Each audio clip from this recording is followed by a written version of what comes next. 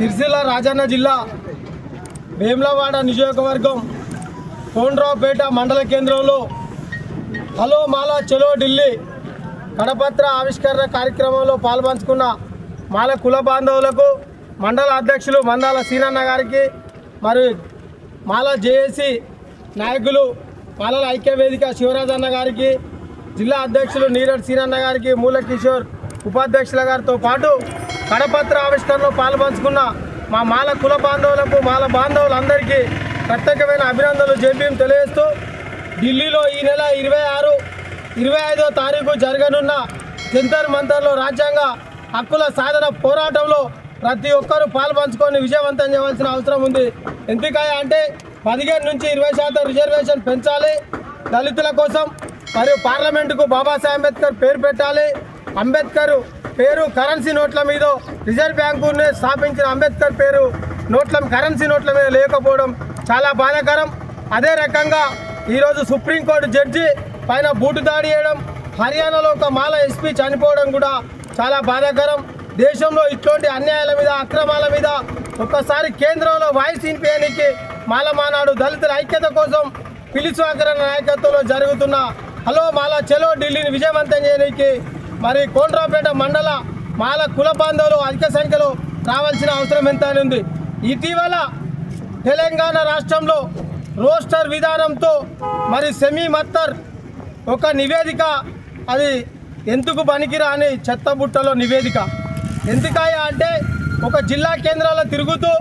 నివేదిక తీసుకుపోయి అన్న ఒక జాతికి సంబంధించిన నాయకుడిని ఒక మంత్రిని కేటాయించి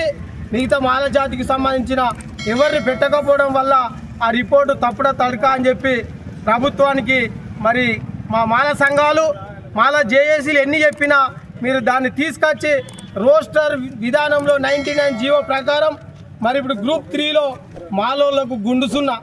మరి ఈడబ్ల్యూఎస్లో ఉన్నవారికన్నా ఉద్యోగాలు ఉన్నాయి కానీ మాలోళ్లకు గుండుసున్నా ఉన్నది. మరి నాటి నుంచి నేటి వరకు ఇందిరమ్మ నుంచి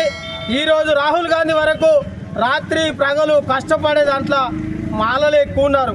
అది ఏ పార్టీ అయినా కావచ్చు, బీజేపీలో కూడా మాలలే ఉన్నారు, కాంగ్రెస్లో ఉన్నారు, టీఆర్ఎస్లో ఉన్నారు. మరి మేము మాలల్లో మీ పక్కపొండి పనిచేస్తే మాకే ద్రోహం చేస్తున్న అన్ని పార్టీల నాయకులు ఆలోచన చేసి మరి యొక్క జీవో 99 రోస్టర్ విధానాన్ని శాస్త్రీయంగా చేయవలసిన అవసరం అన్ని పార్టీలకు ప్రభుత్వానికి ఉన్నదని చెప్పి ఈ సందర్భంగా తెలియడం జరుగుతుంది. ఒకవేళ మాలను ఇదే రకంగా అన్యాయం చేయాలనుకుంటే మిగతా కులాలకు మిగతా జాతులకు కూడా ఇదే పరిస్థితి వస్తే మరి దేశంలో బాబాసాహెబ్ అంబేద్కర్ రాసిన రాజ్యాంగాన్ని తూట్లు వేడ్చేందుకు ప్రయత్నం చేస్తున్న ప్రతి నాయకులకు ప్రతి పార్టీకి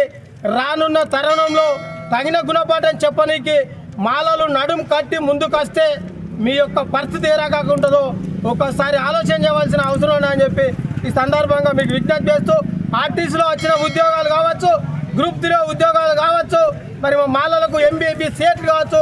డెంటల్ సీట్లు కావచ్చు, ఇంజనీరింగ్ కావచ్చు, ఏ రంగంలో కూడా మాలలను తొక్కిపెట్టే ప్రయత్నం మానుకొని శాస్త్రీయంగా జరిపేందుకు కృషి చేయవలసిన అవసరం మా మాల ఎమ్మెల్యేల పైన మంత్రుల పైన ఉన్నాయని చెప్పి వేడుకుంటూ, అయ్యా మాల ఎమ్మెల్యేలారా, మంత్రులారా, ఎంపీలారా, ఎమ్మెల్సీలారా, మీకు ఎక్కడికి పోయినా పట్టించుకోకపోతే రానున్న తరుణంలో మాలలే మీ బండ్ల ముంగట వచ్చి మీకు నిరసన చేసే పరిస్థితి రాకుండా